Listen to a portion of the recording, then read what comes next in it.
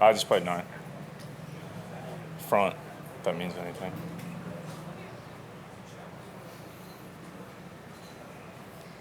Welcome back. We are joined by 2017 and 2018 U.S. Open champion Brooks Koepka. Brooks, how does it feel to be back at the U.S. Open, and talk a little bit about your front 9 playing on the course so far? Yeah, it's always good to be back U.S. Open. You know it's going to be tough. I like that. I like scores at somewhat around even par. It's going to be difficult. You got to drive the ball well. Rough's pretty tough, and it's only going to get tougher because I'm sure they won't cut it. But golf course is good. It's kind of weird. Got a couple blind shots. But other than that, it's a great golf course. Fun golf course to play, so it should be a good week. We're going to take one from the WebEx. When you look back at winning back-to-back U.S. Open championships, obviously it's rare. A few years removed, do you understand how tough that was to do, and just reflect on that a bit? Yeah, I know how tough it is. Yeah, it's cool. I mean, my buddies were talking to me the other day. I mean, I've lost the last 4 U.S. Opens I've played. I've lost to 4 people, which is pretty cool. That's pretty special. But yeah, I mean, I love this event. This event's always been good to me. So hopefully play well this week. Right here on my right. So getting away from just the back-to-back wins for you at this tournament, what does it take to win the U.S. Open? A lot of discipline. Whether that means, laying up off tees just to hit fairways, missing in the correct spots, not being suckered into any pin locations, even though it might be, a go yardage for you or anything like that. But you just got to be disciplined, stay kind of always in that moment. Never get, you're going to make a bunch of bogeys, try not to make a double bogey. That's always been my big goal in majors is if you never make a double bogey out here, you're doing all right. And you get out of trouble, get back in position. And that's the key to U.S. Opens. And obviously, aside from the golf you played, congrats on your wedding. This is your first major tournament back since that. Is that kind of a relief to have that behind you and to be back focusing on golf entirely and maybe not planning that out?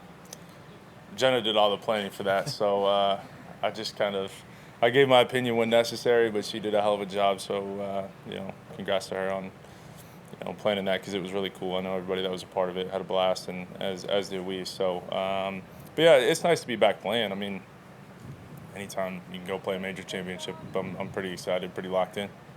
And how does it feel to come back to this tournament?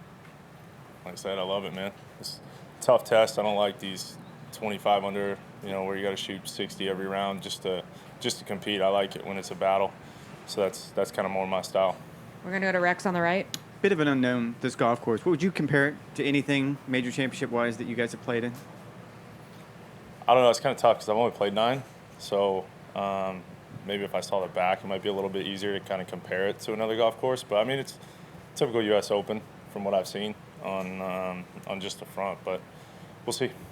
And how do you feel? Do you think you're close to 100%, 80%? I feel good. I feel fine. So just excited to go play, go tee it up, and it's a major. Go to Steve on your left. Brooks, I asked you this at the PGA Championship. Sorry to repeat myself, but you've played once since the Masters. You got married. Have you played enough to be informed to win this week? Yeah, I've practiced enough. I haven't played tournament golf. Yeah, it was, the only one was a PGA, but I can take time off and still come back and win. It's not an issue if I grind like I have. Obviously the wedding week I didn't play or practice, but I got back into it right after. And Rick came down, spent 4 days at Medalist, 4 or 5 days or 4 days with him at Medalist, just grinding, making sure everything is where it needs to be. And I like where my game's at. And what do you think about when you know that only 4 players in the last 4 U.S. Opens have beaten you? I wish it was less. We're going to go here on your right to the Boston Globe. Hi, Brooks. You mentioned you played the front 9. Do you plan on getting out to the back 9, or what else is on the agenda before Thursday? Yeah, today, the same thing I do every major, just play 9 holes every day. Don't want to tire myself out, see enough of the golf course where you can kind of put all your attention into, those 9 holes, because it is long. These practice rounds aren't exactly fun with 3.5 hours for 9 holes, waiting for 5 minutes on every shot. But just play 9, go see the back later today, probably play around noon or so. We're going to go Lavner on your right. Brooks, is there a reason you've only played twice since the match play? I've had a lot of other stuff going on, man. Sometimes, look, golf's great and all. I love it, but at the same time, I got other stuff I got to do. The wedding was a big thing, but just taking care of my body, making sure I'm 100% right. Like I said, the wedding was a big thing too. So now it's over with, I can go play golf. And secondly, obviously Chase played last week, first live event. What do you make of the current landscape? It seems the two tours are kind of fracturing the game at the top level. Yeah, I mean, obviously they're both. I mean, Liv's trying to make a big push for golf, and look, I mean, I love my brother. I support him in anything he does. His family. That's I'll always love and support him. So whatever he does, it's I'm cheering for him. We're gonna go to Stephanie here on your left. Why have you decided to stay on the PGA Tour, and is that a permanent decision? I mean, there's been no other option to this point. So where else are you gonna go? Live.